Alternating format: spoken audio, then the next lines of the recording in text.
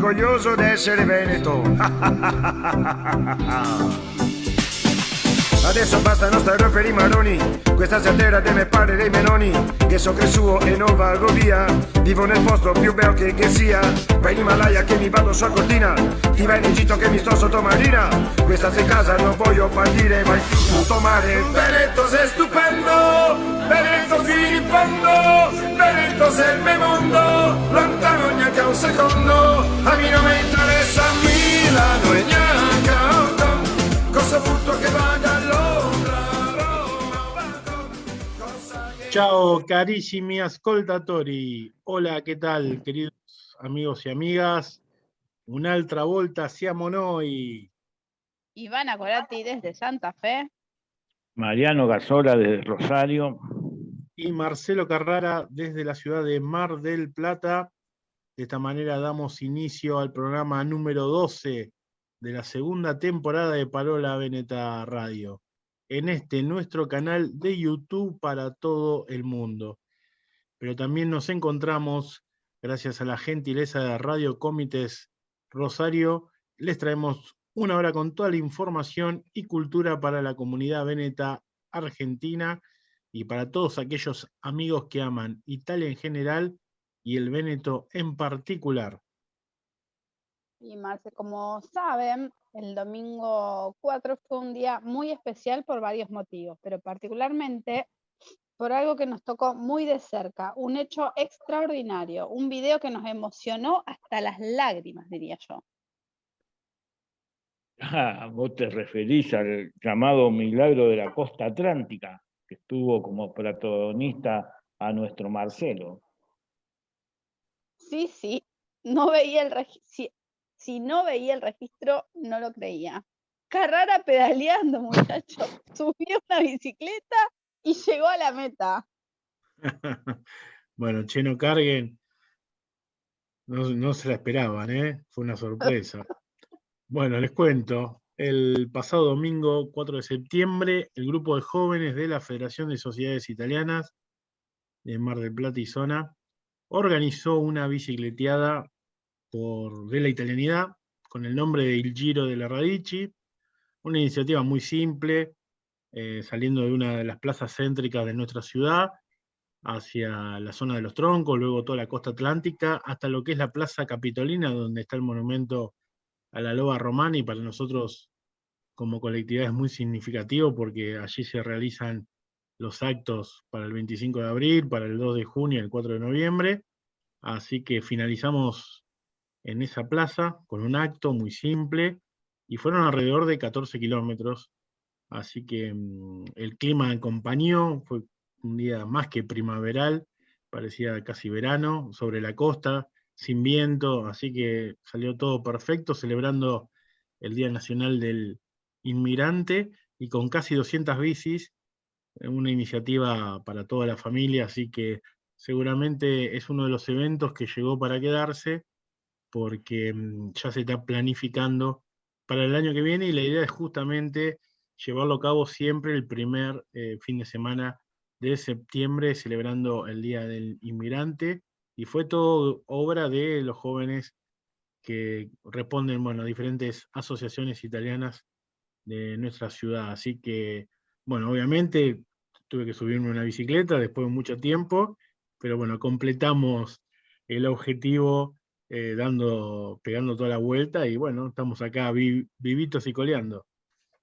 Bueno, felicitaciones a todo el grupo de jóvenes que organizó esta iniciativa, esta muy buena iniciativa, que esperemos también se repita en otras ciudades, y felicitaciones también, por supuesto, al cardiólogo japonés Tukuri Tekuro, que fue el que atendió a Carrara y evitó que luego de la pedaleada, dice que dio la vuelta entera, no sabemos, pero que evitó que con el estado físico que tiene no provocara algún paro cardíaco. Toda una proeza la del doctor. Pará, Mariano, el muerto se reía del degollado. Acabo de encontrar un deporte apto para tu estado físico. Leí en internet. Sí. Leí en internet, escuchen bien, todos, Assaggiatori di Tiramisù para el Tiramisú World Cup que tendrá lugar el 7 de octubre en Treviso. Las candidaturas para ser jurado de esta competencia están abiertas, así que Mariano, te estoy anotando.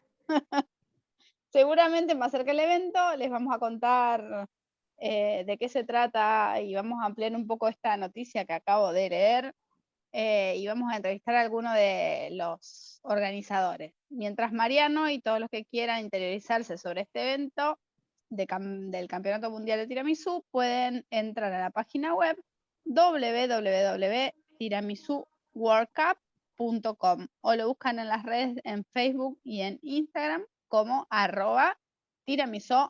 @tiramisú World Cup Eat para encontrar varias recetas y ver cómo se hace el tiramisú. Creo que es uno de los eventos en la región Veneto que con muchísimo gusto nos interesaría participar, ¿no? Así que seguramente en los próximos programas, más acercándonos a la fecha en octubre, podemos hablar con nuestra querida amiga Cristín Gaiotti de la Trevisani en el Mundo, que tiene que ver muchísimo, ¿no?, con este campeonato mundial del tiramisú, el Tiramisú World Cup. Pero bueno, como Ivana hoy se vino un muy poco crítica. Sí, parece que está enojada porque el domingo no pudo ver la transmisión por la RAI de la regata histórica de Venecia. Sí, la verdad que sí, porque, bueno, no sé si todos saben la historia, pero ya en épocas de la Serenísima existían distintas competencias de boga, de remo y la regata histórica que recreaba la llegada de la reina de Chipre. Creo que ya habíamos hablado de esto en otro programa, pero bueno. A Venecia en 1489, cuando llegaba la reina, se hacía esta magnífica regata histórica. Fue cuando ella renunció a su trono para beneficiar a Venecia. Pero bueno, en estas primeras instancias se hacía una procesión de botes de estilo del siglo XVI, recreaban el famoso Bucintoro, el bote nacional de la Serenísima, que iba siempre a la cabeza de esta fila de botes. Se armaba una procesión multicolor que deleitaba a miles de espectadores residentes locales y los turistas que estaban en Venecia, en la orilla del Canal Grande, en puestos flotantes. Además, también se seguía todo ese cortejo de barcos. Luego se realizaba una serie de competiciones deportivas con premiaciones en las cuales la característica, la boga a la veneta, era un modo particular de remar. Y se hace estando parado, digamos, en esa embarcación. El micrófono, Mariana. Que sí, la boga a la veneta es todo un deporte acuático sobre embarcaciones de madera, como decía Ivana. La remada es muy compleja y la idea básica es que la persona que rema tiene que estar de pie en el barco y empujar el remo hacia adelante, insertado el remo en una especie de escálamo que en Véneto se llama fórcola. El remo que se utiliza tiene dos caras diferentes y hay que saber meterlo correctamente en el agua para poder sacarle provecho. Todo un arte típico de Venecia y de la zona de influencia. ¿Ha visto, Ivana, que Mariano no es solamente experto en tiramisú? ¿Y cuánto sabe de deportes acuáticos? Marcelo, me extraña araña que siendo mosca no lo conozcas. Googlea todo. Bueno, mejor lo cortamos ahí. Los invito a una pausa, ya que Ivana se vino hoy con todos los dardos, y vayamos a disfrutar desde Venecia a nuestro amigo Giovanni Giusto con el siguiente video. Nella Venezia del Settecento, secolo dichiaratamente delle donne libere, libere da soggezioni, pregiudizi e condizionamenti, spicca senza ombra di dubbio il nome di Cecilia Zen, una splendida nobildonna veneziana, vivace, seducente e trasgressiva, che passò alla storia per la mona. Ocio, che te conto, Cecilia Zen era una ricchissima nobildonna veneziana che nel 1772, a soli 17 anni, andò in sposa all'anziano Francesco Tron, fratello di Andrea Tron, che era un potentissimo procuratore della Repubblica Serenissima e che per questo motivo veniva chiamato El Paron. Cecilia, grazie al matrimonio, divenne Cecilia Zen Tron, ma che ben presto tutti chiamarono la Trona. Cecilia la Trona, bella, provocante e seducente, amava esprimersi scrivendo rime, da alcuni definite trasgressive, da altri volgari, ma sicuramente spiritose e divertentissime. Aveva un salotto letterario di fama internazionale che attirava artisti importanti e celebrità, anche se lei preferiva ospitare giovani esordienti e soprattutto prestanti. L'anziano marito sapeva del comportamento, diciamo, generoso della moglie, ma la cosa non lo indispettiva per niente, anzi lo divertiva, come quando, in occasione del Carnevale veneziano del 1782, giunsero ospiti a Venezia l'ambasciatore di Curlandia, figlio di Caterina II, e la moglie, per assistere ad un importante spettacolo che andava in scena al Teatro San Benedetto, ma che per l'occasione era già tutto esaurito. La Trona, che da assidua frequentatrice aveva da sempre un palchetto riservato, fu invitata dal marito Francesco Tron a cederlo per quella rappresentazione all'ambasciatore. Lei ci pensò e alla fine si convinse, ma solo in cambio di una cifra esagerata, 80 zecchini. Beh, li ottenne. La notizia si diffuse rapidamente a Venezia, tanto che come un passaparola circolò l'epigramma. Brava la Trona, la vende il palco più caro della mona. Giunto all'orecchio di Cecilia la Trona, anziché perdersi d'animo, rispose per le rime. Sicuramente vi state sbagliando. Perché? Perché la Trona, la mona, la dona. Se ti è piaciuto, condividi il video e metti un mi piace alla pagina. Cuando la mona fa historia. También con Dardo se vino hoy Giovanni, ¿eh? Así que bueno, recordamos a todos nuestros queridos oyentes que 8 que te conto es una serie de videos con los cuales Giovanni Giusto nos cuenta diferentes historias de Venecia en particular y del Véneto en general, y lo pueden seguir en su cuenta de Facebook, 8 que te conto, Giovanni Giusto, y también vía Instagram, Giovanni Giusto. Así que bueno, Mariano, ¿podemos hacer la traducción para todos aquellos que nos están escuchando? Sí, una historia un poco pícara, ¿no? Porque Giovanni comienza diciendo que en el 1700 era un siglo en el cual la mujer en Venecia tenía, se caracterizaba por tener muchas libertades, y entre ellas se destacaba una joven mujer, una joven nobildona, bella, seductora, un poco transgresora también, se llamaba Cecilia Zen, que se casa muy joven, con 17 años, se casa con un anciano de una familia poderosa, con Francesco Tron, el hermano era el procurador general de la Serenísima, y ella pasa a llamarse, tomar el nombre del marido, o sea, Cecilia Zen Tron, más conocida en toda la ciudad como La Trona, pero que pasó un poco a la historia por culpa de la mona. Todos sabemos que es la mona en Véneto, ¿no? El órgano órgano sexual femenino, por decirlo de alguna manera.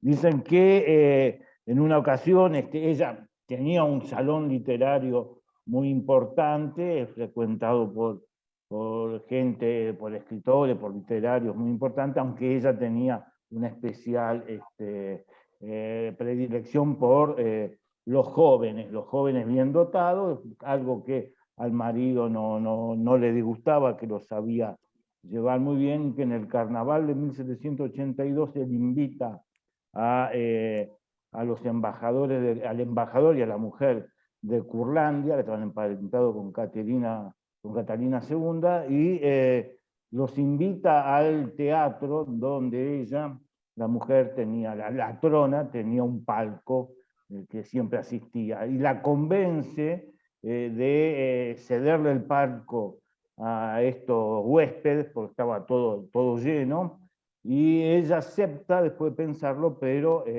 le saca al marido un precio exorbitante por cederle el palco, que eran 82 monedas de oro, 82 sequini de oro. Entonces la noticia se desparrama mucho por la ciudad y comienza a circular una especie de epigrama, una especie de cantito que decía que la trona vende el palco más caro que la mona. Y ella, en lugar de reaccionar mal, reaccionó también haciendo pasar otro verso, que a ella siempre le gustaba escribir esos versos picarescos, que decía, seguro que se equivocan porque la trona, la mona, la dona, o sea, la regala. Bueno, y para finalizar con los eventos de Venecia de estos primeros días de septiembre, recordemos que desde el 31 de agosto inició y va a concluir mañana, sábado 10 de septiembre, el Festival Internacional de Cine de Venecia, que como cada año se lleva a cabo en el Palazzo del Cinema de Venecia, uno de los festivales de cine más prestigiosos del mundo y el más antiguo. Sí, Marce, y festival que reúne al jurado con estrellas del cine internacional. Y particularmente este año es bastante importante para nosotros los argentinos, tiene un condimento especial porque compite una película argentina, la producción de Santiago Mitre, que es titulada Argentina 1985, y cuenta la historia del juicio de las juntas militares, y tiene como protagonista actores reconocidos como Ricardo Darín, que interpreta al fiscal Stracera, y Peter Lanzani como el fiscal Moreno Campo. Doble condimento especial, Ivana, porque como sabemos Ricardo Darín tiene orígenes familiares en Belluno, allí en el Véneto, así que esperemos que tenga muchísimo éxito. Seguramente durante el próximo programa tocaremos este tema. Y desde Venecia nos vamos directo hasta Roma con nuestra invitada, quien estuvo presente en este emocionante acto que fue la beatificación de Juan Pablo I. Seguramente nos va a contar esto y mucho más luego de la siguiente pausa musical.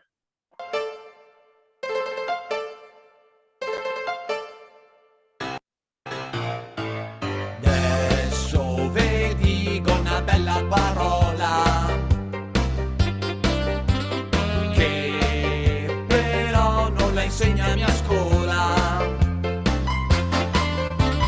Tanti pensa che la sia volgare, ma guadagni altri la sia popolare, patrimonio della lingua locale, se non la uso sto male. Wow, sta parola vuol dire tante cose,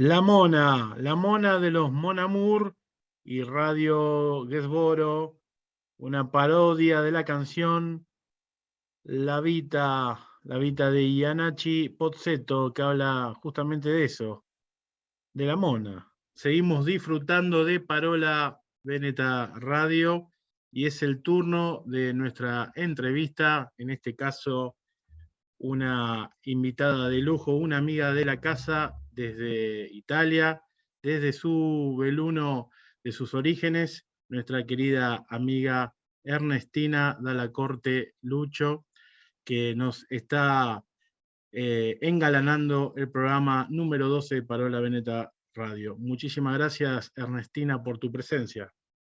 Muchas gracias, Marcelo. Hola, Mariano. La verdad que es un gusto estar acá. Gracias por la presentación.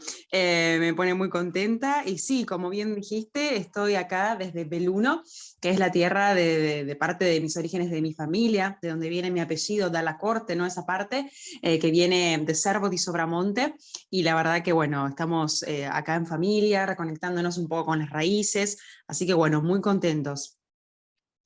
Bueno, podemos contarle a toda nuestra audiencia que estás, bueno, viviendo una experiencia muy especial este último mes, y bueno, y durante esta semana tan especial para todo el mundo católico y todo lo que tenga que ver con nuestros orígenes, con un evento muy emocionante, ¿no? Si nos podés contar.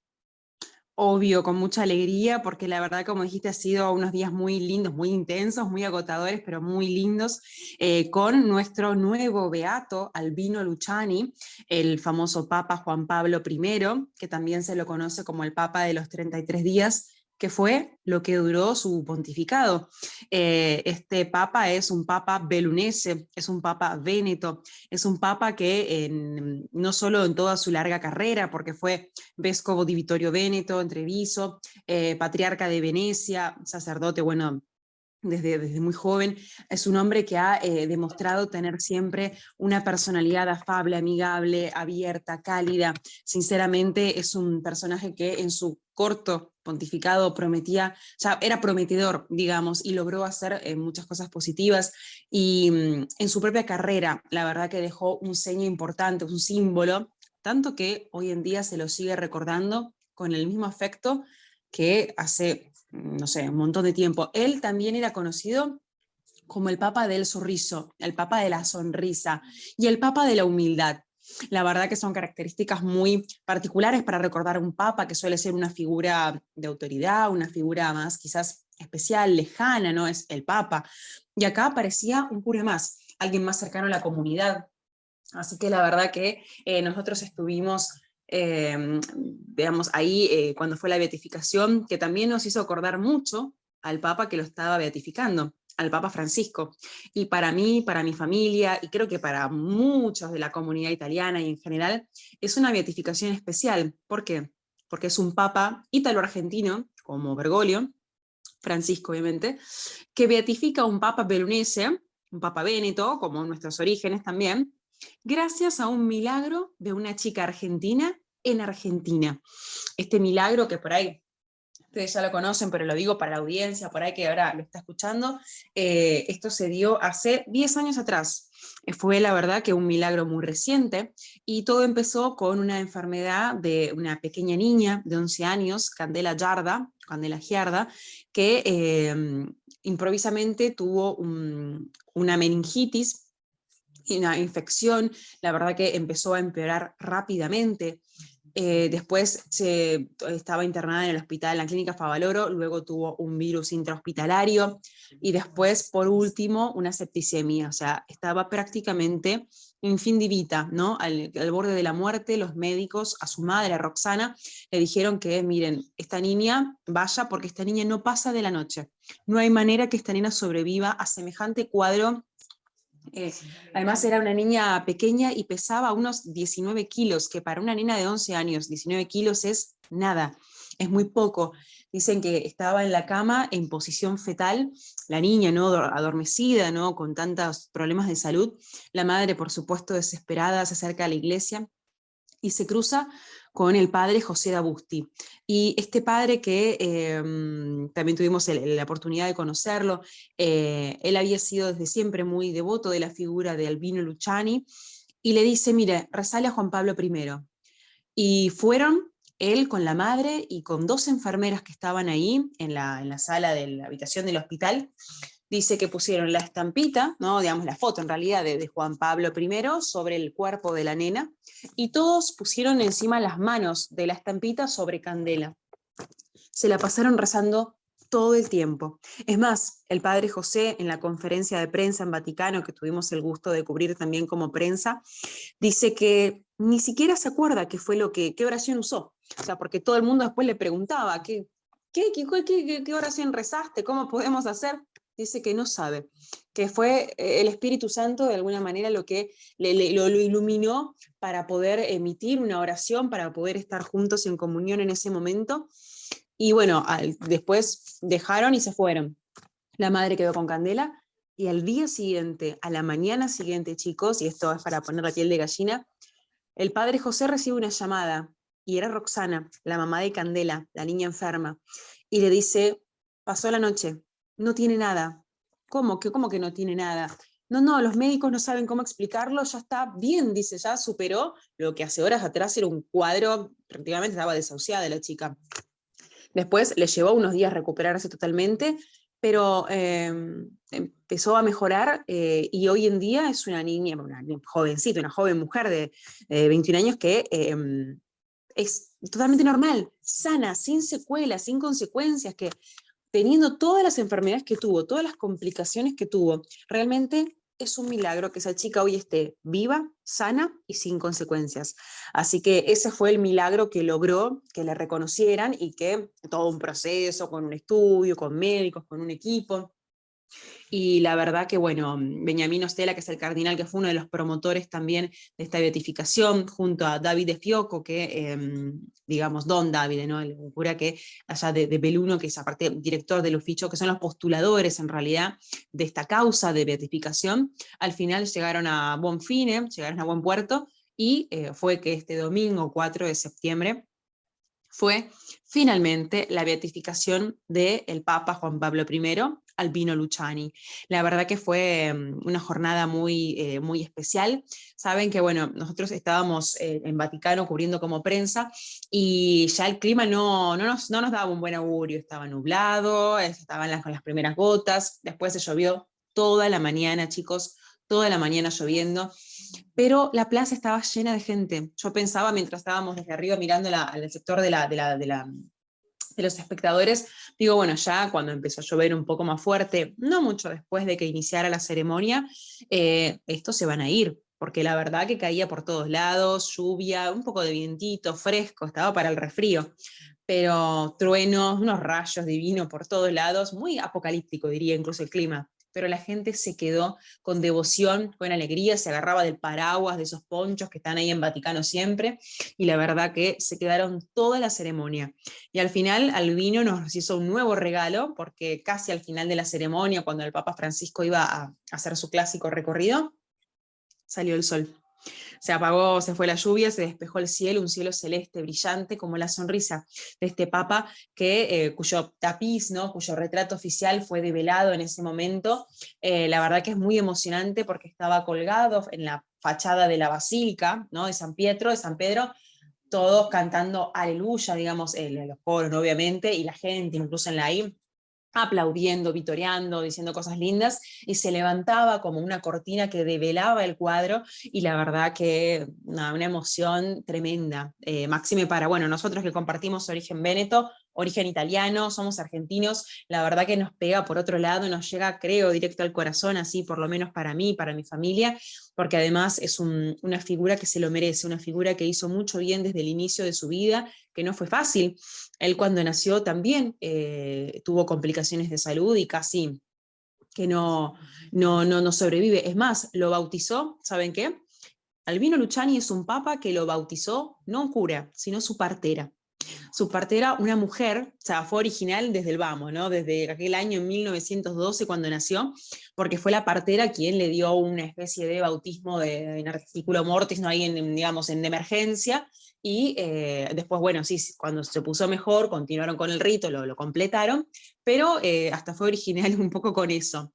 Así que bueno, desde ese momento, quienes lo conocían y quienes después pudieron dar testimonio, como por ejemplo sus sobrinas, la sobrina mayor y la sobrina menor de Albino Luciani, que dieron su testimonio, sea en la conferencia de prensa que fue el viernes, sea en una vigilia de oración que se dio en la preciosa basílica de San Giovanni in Laterano, donde estaba, bueno, el cardenal, donde estaban el padre José D'Abusti, ¿no? Junto a su familia, que la verdad, personas que son también, digamos, son gente que tiene una gran calidez dentro y una gran serenidad. Estaba también una monja, que es la monja que estaba a cargo de lo que era, cuando él estaba en funciones, cuando era papa, la que se encargaba de asistirlo, ¿no? Dentro ahí de Vaticano, y incluso contaba una anécdota, si tenemos un poco de tiempo se las puedo comentar, donde hablando de la humildad y la simplicidad en el buen sentido, la sencillez bien intencionada que tenía Albino Luciani,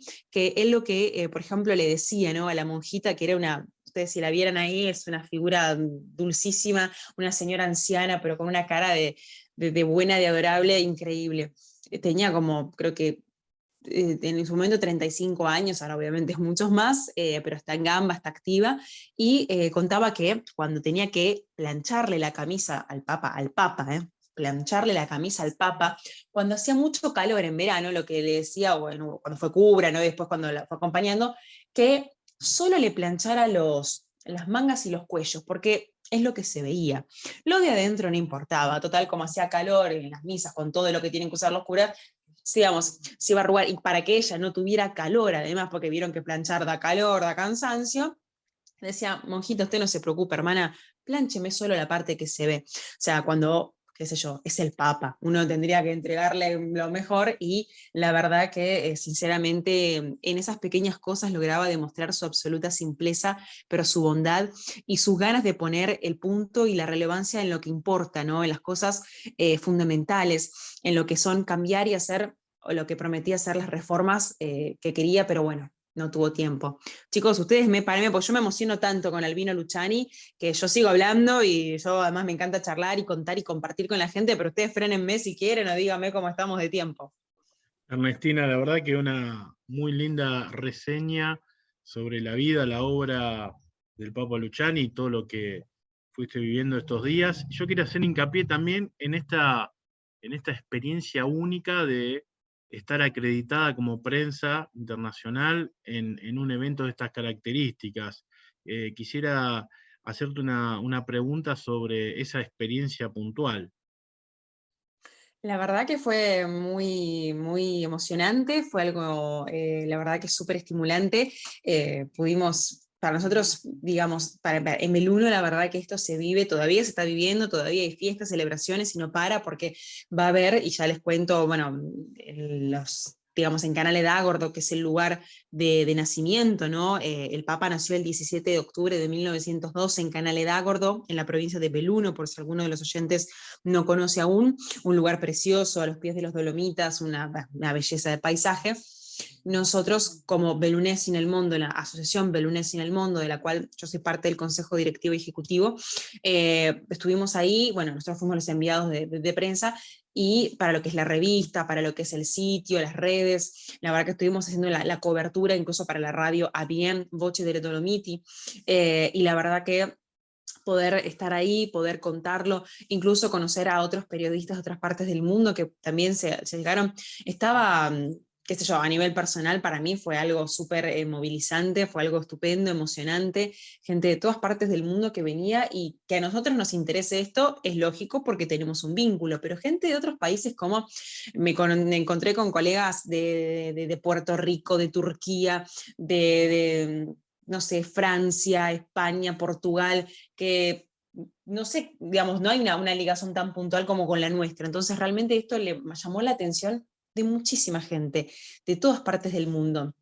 Así que bueno, otra cosa, por ejemplo, anecdótica, si tengo un minutito, fue que cuando él Albino Luciani asume como Juan Pablo I, que fue el primer papa en tener, creo, si no leí mal, el doble nombre, ¿no? Juan Pablo, y no o Juan o Pablo.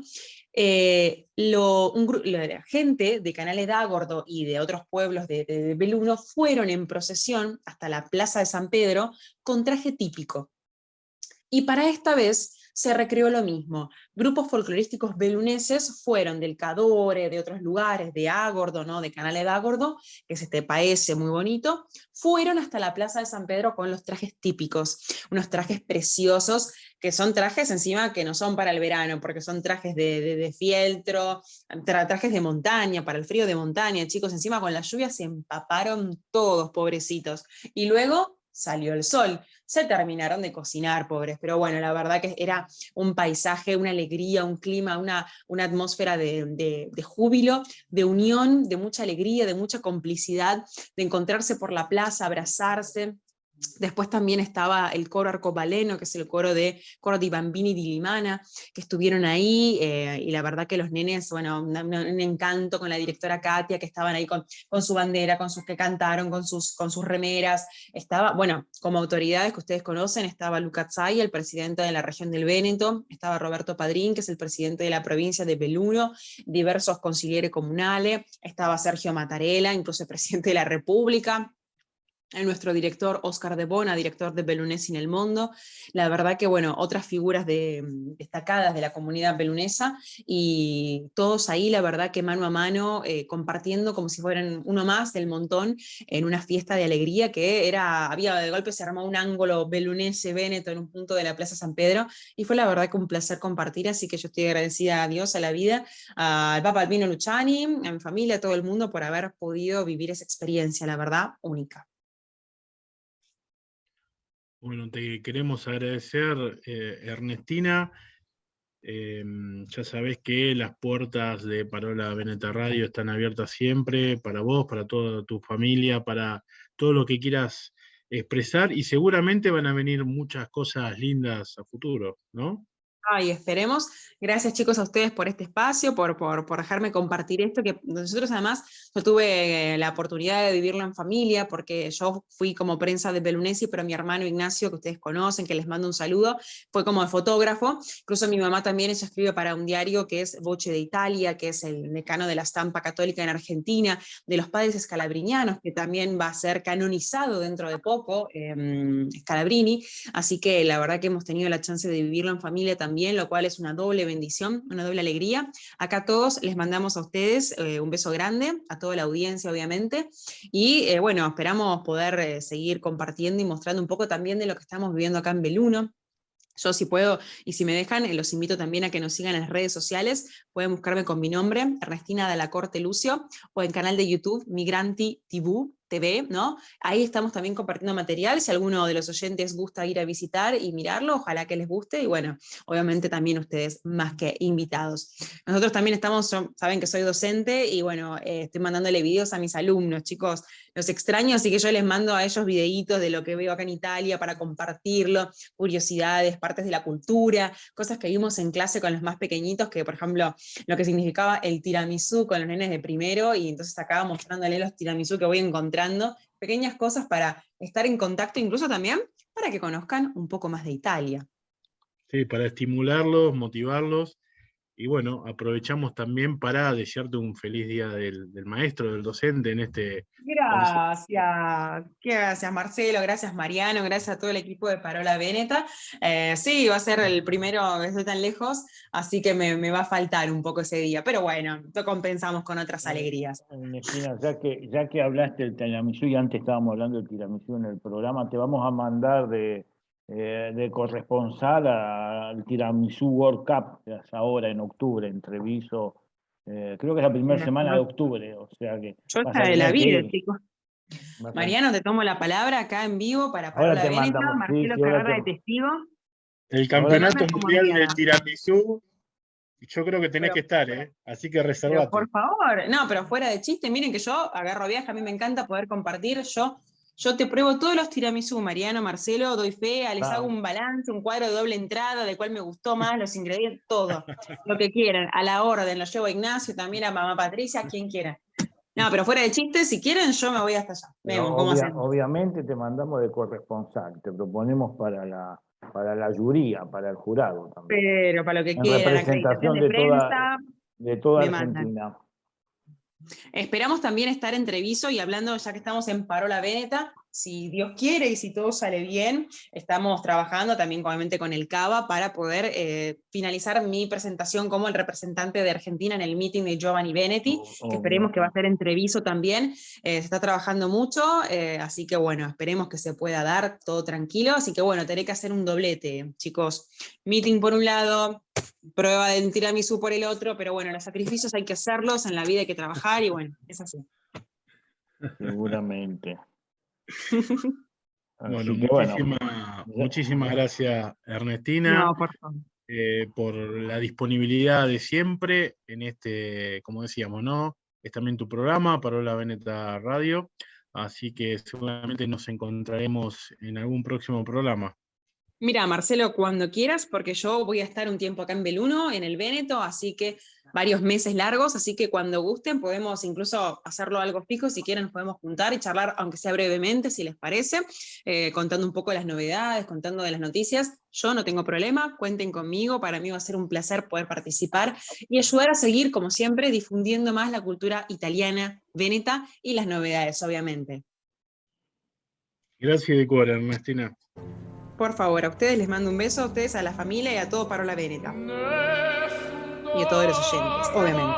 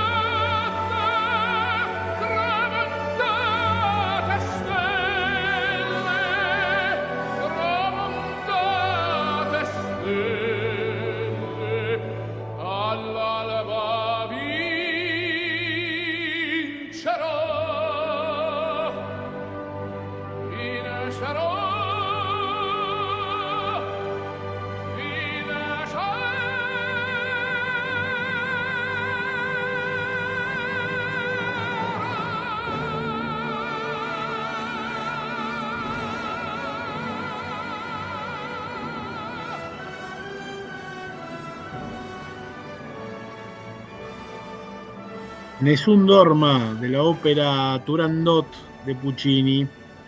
El intérprete lo habrán seguramente reconocido. Big Luciano, Luciano Pavarotti, de quien hace unos días, justamente el 6 de septiembre, se cumplió un nuevo aniversario de su fallecimiento. Y este es un registro en el Teatro de París del año 1998.